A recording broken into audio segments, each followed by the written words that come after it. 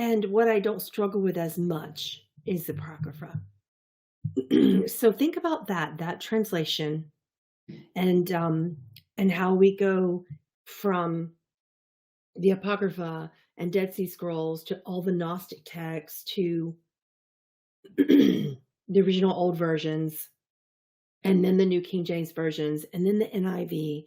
And then from what I understand is that we also have many other interpretations from that, even that we don't even have time to mention today. So how many times are we going to need to reinvent something? How many times? Yeah, I'll spell that out for you.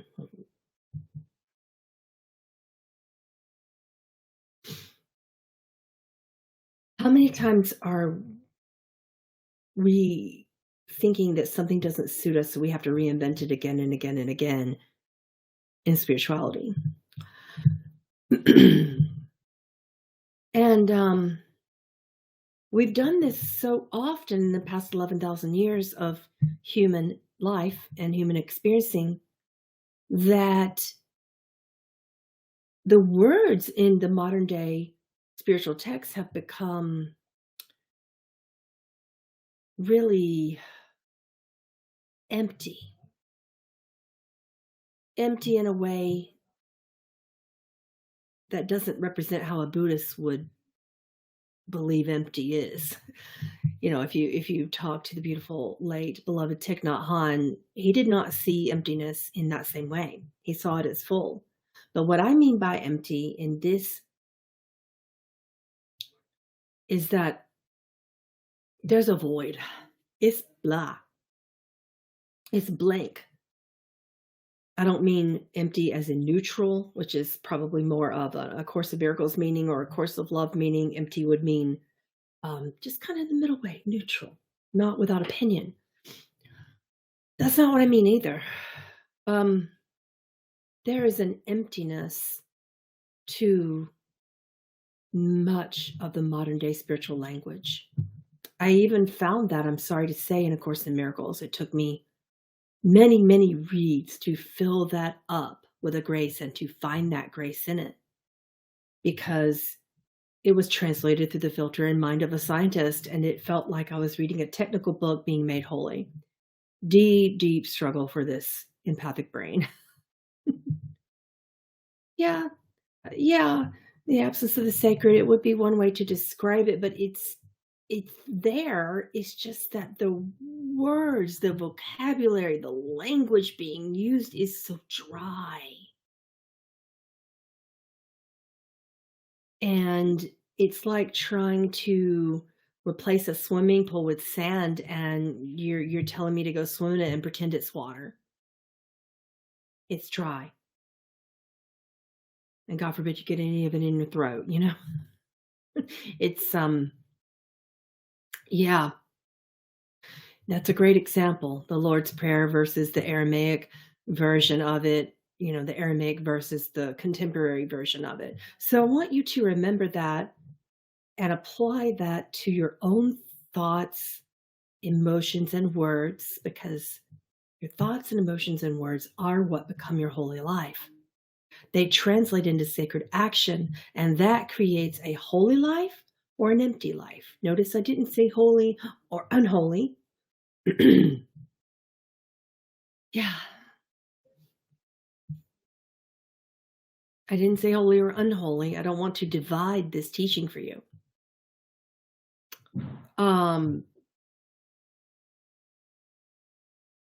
It's just holy or empty. And void.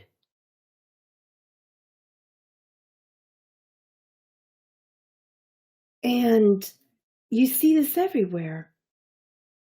I mean, my kids tell me this, who are still in high school, and one will be headed into university in a couple of years, and he feels like he's just got to plug his memory, like train himself to remember things,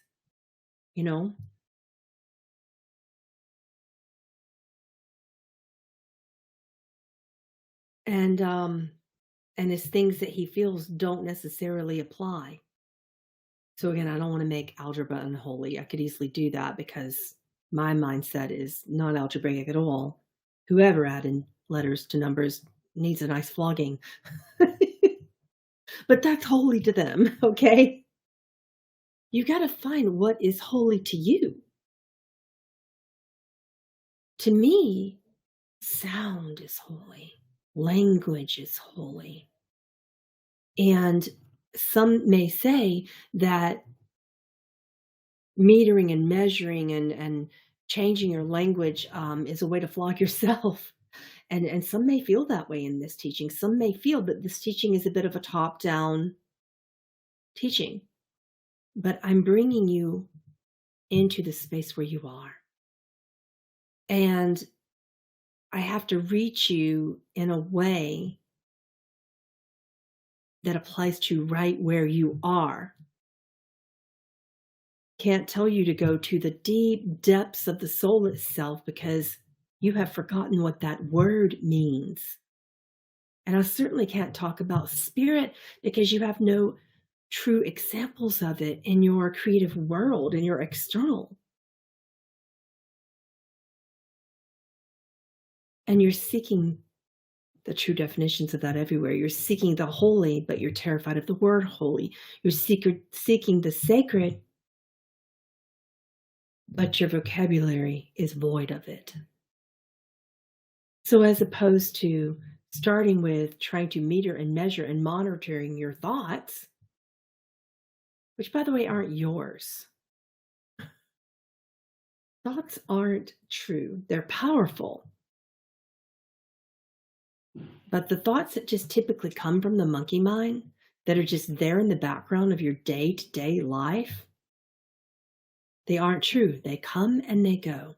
So for me to attempt to teach you to monitor your thoughts and to not have unholy thought or empty thoughts and empty words up there, I would rather teach you to understand the nature of the mind, and that the nature of the mind is that it is continually inputting and computing things. And you should look at it like a revolving trash can. This is how it works initially. It's just a revolving trash can. It's taking in the trash, taking out the trash, and most of what's up there is trash. Until you go deeply into holy language, most of what's up there is either empty or trashy. That's just the way we're going to call it. Because those words are full of thousands of years of negative conditioning. Thousands of years of negative conditioning. I struggle as a writer in that because the way that I want to write to you, you don't even understand. And now recently I've just accepted that I just have to do it anyway. Maybe you'll understand it 100 years later. When I'm gone, perhaps.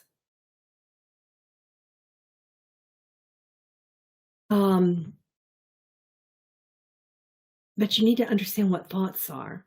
It's an eternal collective grind.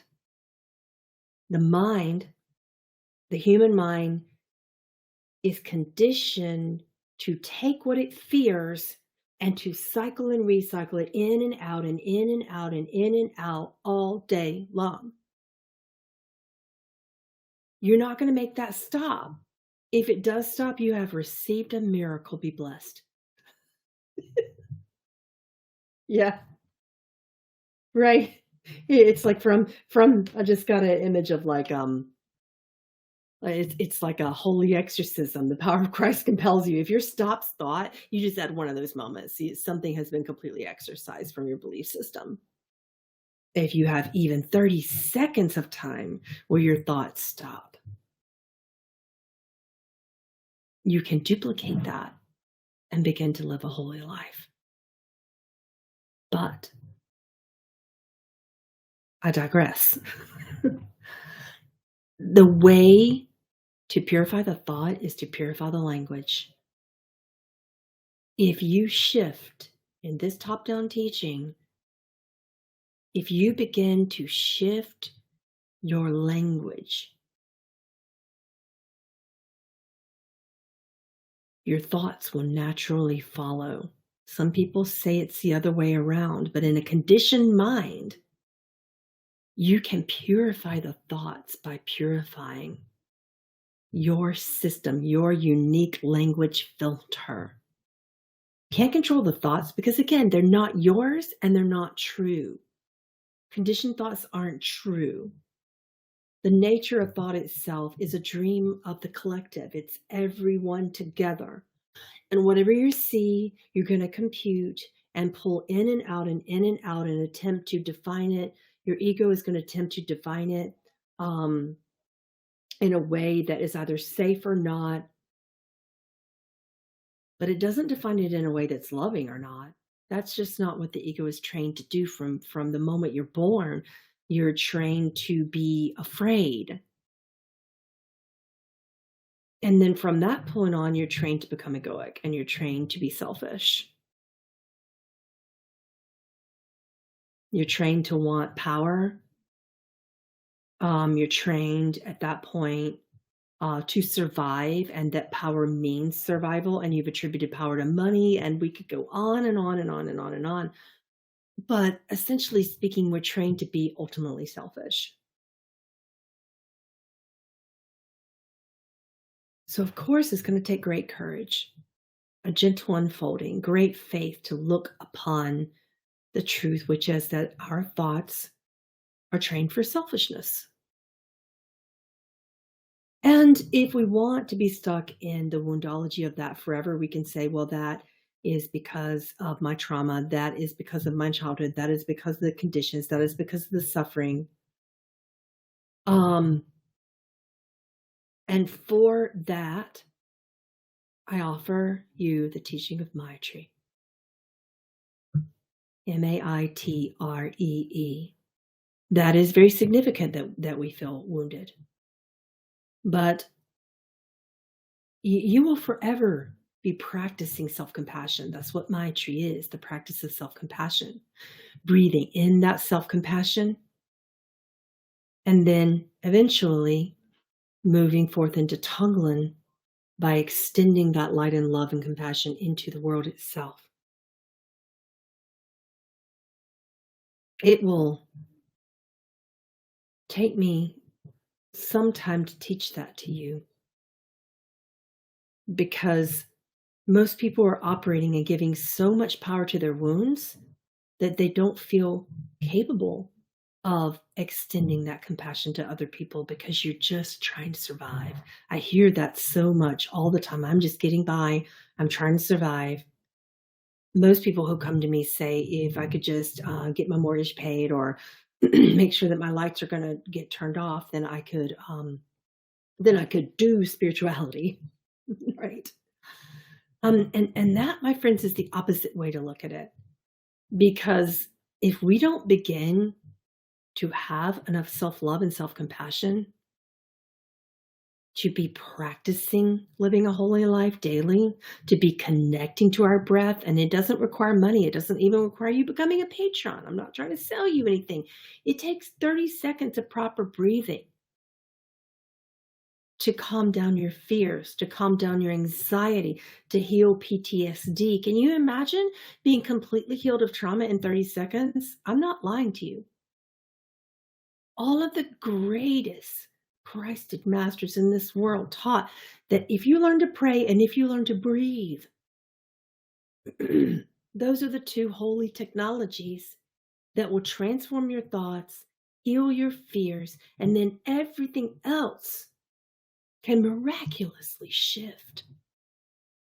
But you have added prayer to the long list of unholy words because you think it's religious.